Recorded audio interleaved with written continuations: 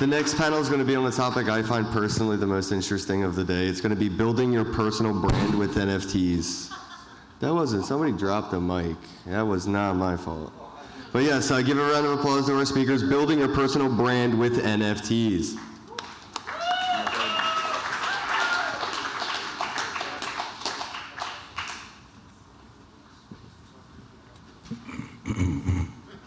Hello, how you doing? Let's go. I'm gonna stand because I practiced this intro and I'm gonna nail it, all right? Let's go. So first off, we wanna thank NFT.NYC for having us here. And they've been very gracious up until this point. The mic's not on? Oh, I'm not talking into it. Let me start over, like I said, because I'm gonna nail this. So, first off, I'd like to thank NFT.NYC for having us here today. I'm gonna give a brief introduction of what we're gonna speak on, and then I'm gonna have these guys come up one by one and just tell you where they came from, how it all happened. So, man, thinking back a year ago, man, none of us up on this stage knew each other. Like, we were just complete strangers. And, since this past year, each one of us have been building, in our own expertise. We've all found our way up to this stage. I remember last year sitting right there and saying, I'm gonna be on this stage, right? So we're here, right? But the one common thing, as you can see in our profile pictures, we all came together under this one project, Rumble Kong League. I see my Kongs in here. Let's go, Rumble Kong League, yes, yes. And as much as I'd like to sit up here and talk about Rumble Kong League for the next hour, we're not gonna do that. But we're gonna focus on the same thing that we did when we all met and how we came together. We truly believe that the principles that we applied to that community in the beginning, anyone can apply those today, anywhere in Web3, right? So, personally, we all, let's see, so I came here to talk about building your personal brand, right? Each one of us up on the stage, I know each one of us has the belief in them that there is something amazing ready to be built, right? Not only built, but it's the amazing relationships that are gonna be built, right? And who knows, even rebuilding yourself, that's something that I did, I turned myself into but that's later on. But, lastly, we hope that you take from this talk that there's not one specific way to build your brand, right? Each one of us did it our own way, the same way that we all arrived here in New York, trains, buses, boats, bikes, whatever it is, we all had our path here. It's the same way in Web3. We each have our path to whatever it is, success you believe, right? So yeah, that's my intro and I nailed it, boom. And I'm gonna introduce these guys. Yeah, I'm gonna go first. So my name is Daniel McLaughlin, right? That's my real name, but my Web3 name is Kongsy Mack, yes, let's go. And before this, I was a truck driver, construction, nothing to do with computers. I was completely ignorant, and I found my way into crypto around 2020. I remember my father, he had some wallets and he had some Bitcoin, and I was like, I want Bitcoin, I want to be rich, right? So I hopped in and I bought completely everything that I could, any coin. I'm like, this is the coin, this is it. I believed in it because I was listening to podcasts and they were telling me to do it, so I did it. And then I ended up holding heavy bags, and NFTs started popping off, and I hopped in. And after hopping in, like completely, today I have a podcast with my friend here. We have a podcast, and I'm also a kind of like an ambassador, community guy for Martian Premier League, which is a soccer, football, project that dropped a couple months ago. And I'm also a moderator for Rumble Kong League. I do also a lot of other things. My direct messages are always open to people. I talk, and I love it. And with that, I'm gonna be quiet and introduce the next guy. My boy, let's go, Vape. Hello, yeah, my name's Atkinson, but most people would know me as Vapor online. I met these guys about a year ago when we minted Rumble Kong League together, and since then sort of been focusing on making connections in this space and sort of building out my brand, which is Vapor. Over the last year, I've worked quite closely with Rumble Kong League, doing various things, starting off doing moderating, and recently I've actually quit my real life job, as I'll say, and gone full-time Web3 as their community manager. Since then, I've just been trying to take that to the next step, doing as much as I can do, and keep staying involved within Web3, building these communities out, and making these relationships with all these incredible people. Yeah, guys, I'm Fogg. I am an advertising art director with a background in brand campaigns. So I help brands maintain a consistent visual identity. In November of last year, I actually went full-time Web3 artist and art director as a freelance art director. In that times, I've generated $100,000 in personal sales through my art. I had been Yes. thank you. Yes. Yes. Amazing. I have been selected as one of the 23 artists for the upcoming Chicago Bulls collab, and I'm currently building out an esports franchise called Astro Kongs. So it's a huge honor to be here, and I'm excited to talk about how to build your personal brand from an artist perspective.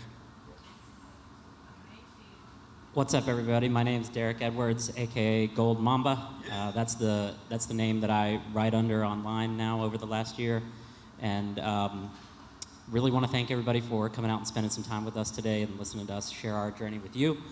For me, I did not plan to be known as a writer in Web3, but because that's not my background. My background's actually in software technology sales for startups.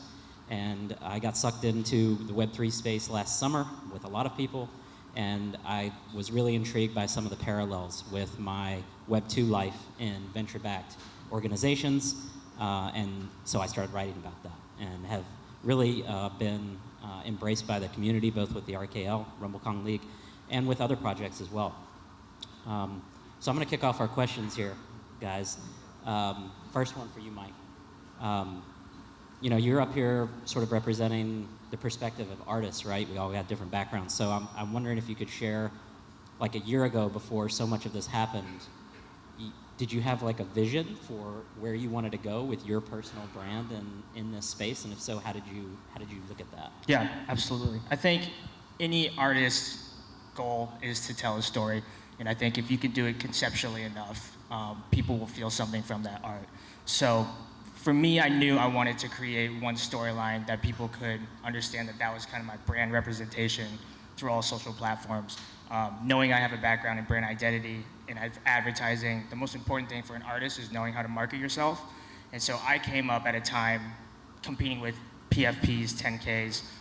So I had to lean even heavier into creating my own lane. So when people recognize this art, they're not saying it's from a project, they're saying it's a specific artist. So that gave me a lot of movement to go in and out of this kind of same theme, but tell a different story each time under this umbrella, which was called Space Hoops, the collection that essentially allowed me to quit my job. So piecing together this bigger vision was always the main goal for me.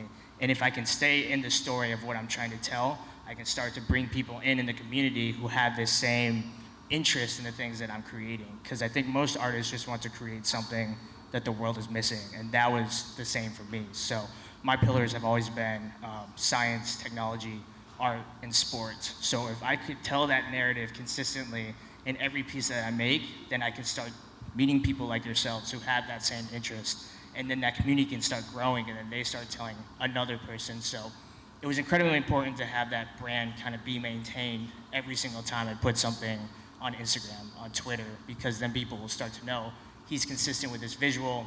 If I'm building something, I can align myself with that kind of narrative. But it was incredibly important for me to find people who could help amplify my voice. So people like Kongsy, like you, Derek, like Vapor.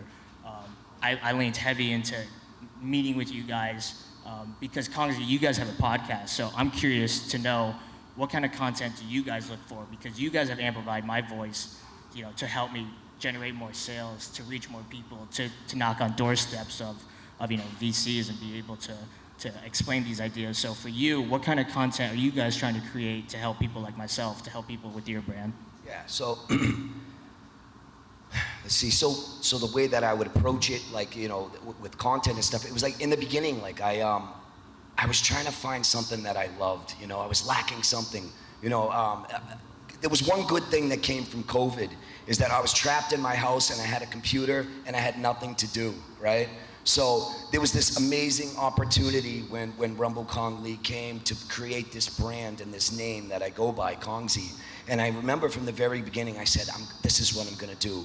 And I can envision, you know, but like, because when I grew up in the 80s, and we watched cartoons, and we had boxes of cereal, and, you know, and I just remember, and I can envision Kongsy on a box of cereal and little kids watching Kongsy cartoons, you know, because I was thinking that far, you know, so like when I was introduced, it was easy for me with you, Mike, you know, like it wasn't hard for me to be where you were at, you know, because I loved basketball. I loved the theme, you know, the Astro theme, and it was just amazing. It was about just having a voice, right?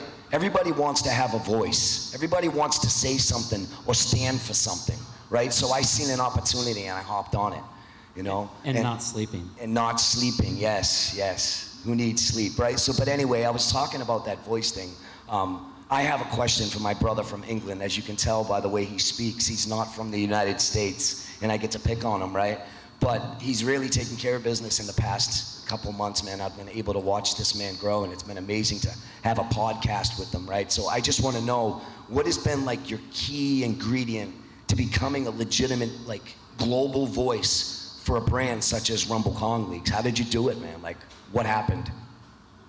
Basically, I think my ethos around Web3 and what I try to do is just make sure that I'm as involved as I can be around everything that I do. I find that the space is fairly rewarding based on how much effort you put into it. And as you said, it is a lot of late nights. The project that I work for is based in America, and I'm in England, so most of the work is in the evening. But it's about making sure that you're there every day, putting the effort in, and in return, you get that reward back. Like for me, it's allowed me the freedom to sort of stop doing what I was doing in my normal life and pursue a full-time Web3 career, which, you know, is incredible, because a year ago, whoever would have thought that it would get to that point?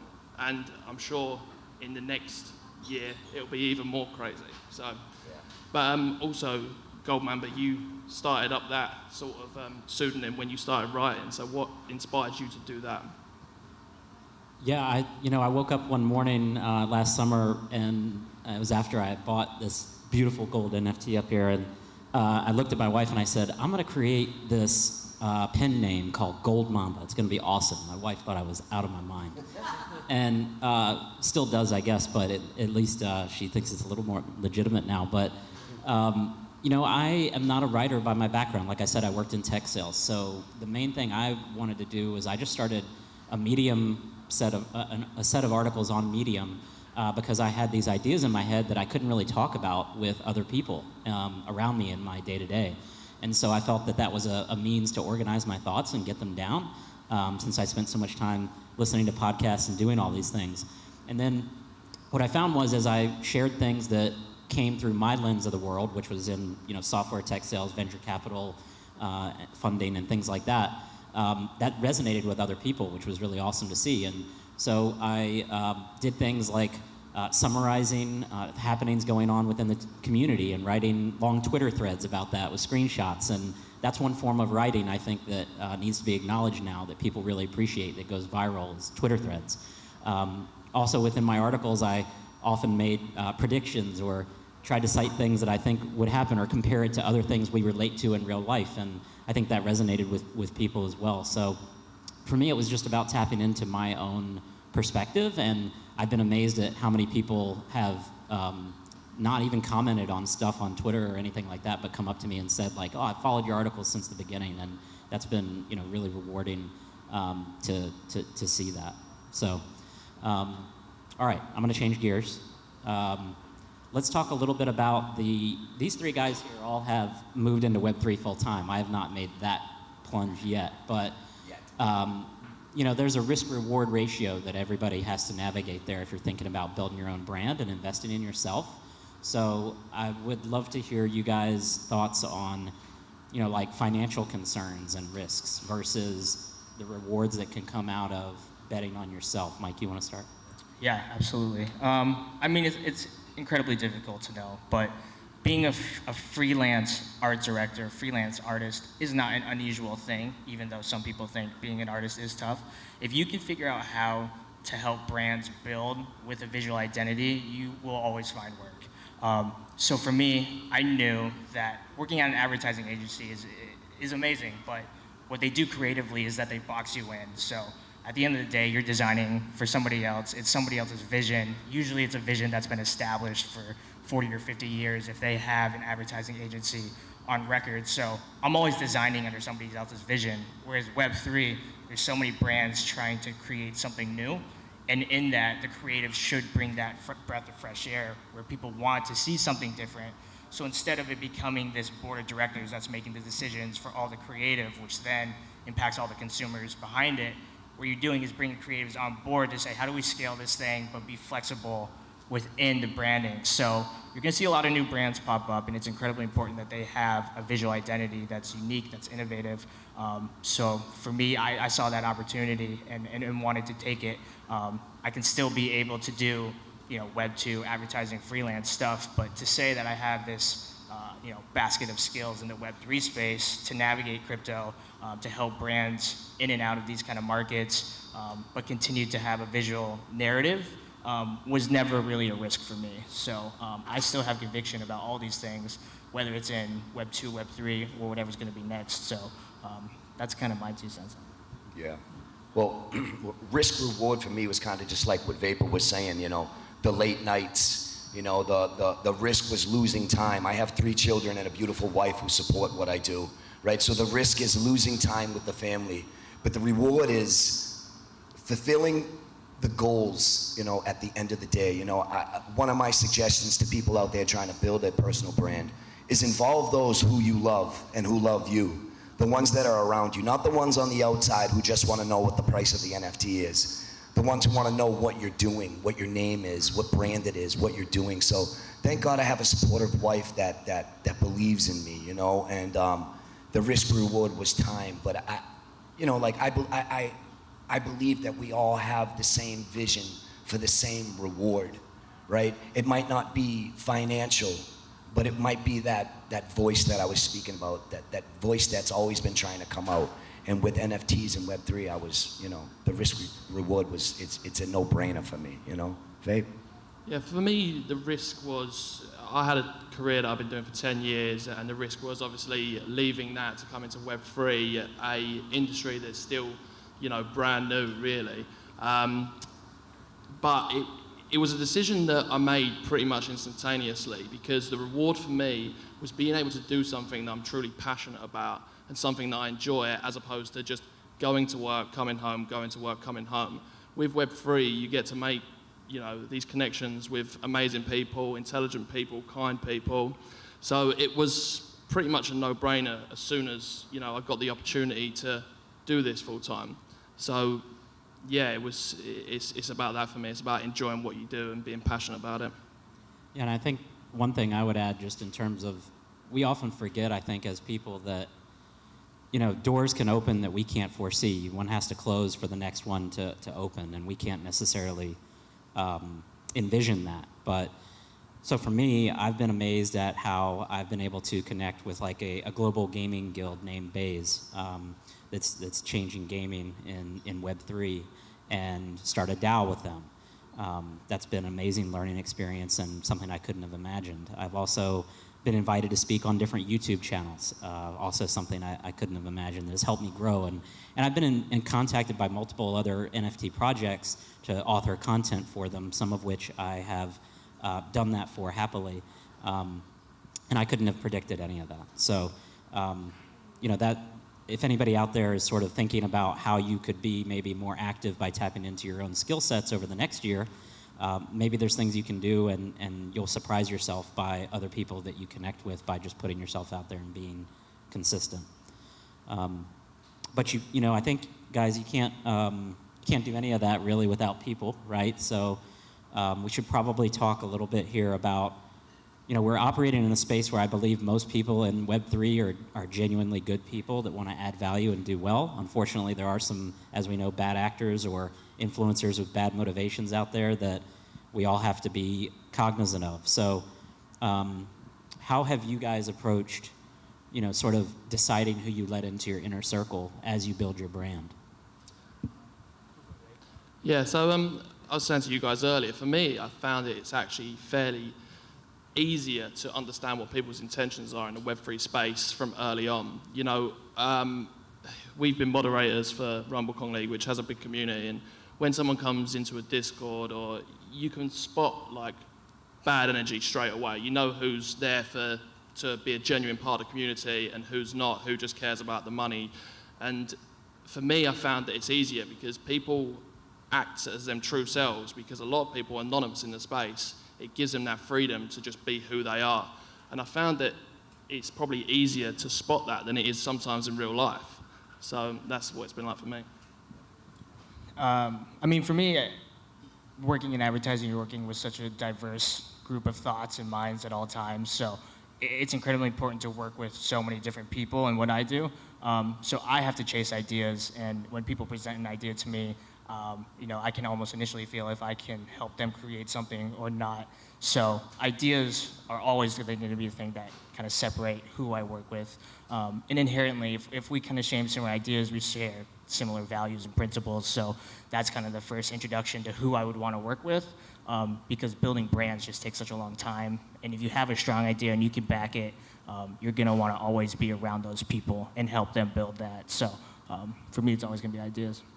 Yeah, so with me, I'm one of those guys that you have to ask yourself, do I work with him, right? Because I'm the guy, like I was saying to earlier, if I had this approach with people who weren't in Web3, like if you woke up and you weren't in Web3 and you seen in your Twitter 1 million likes from me, direct messages, hey, do you want to hang out? You'd probably call the cops and we'd be arrested.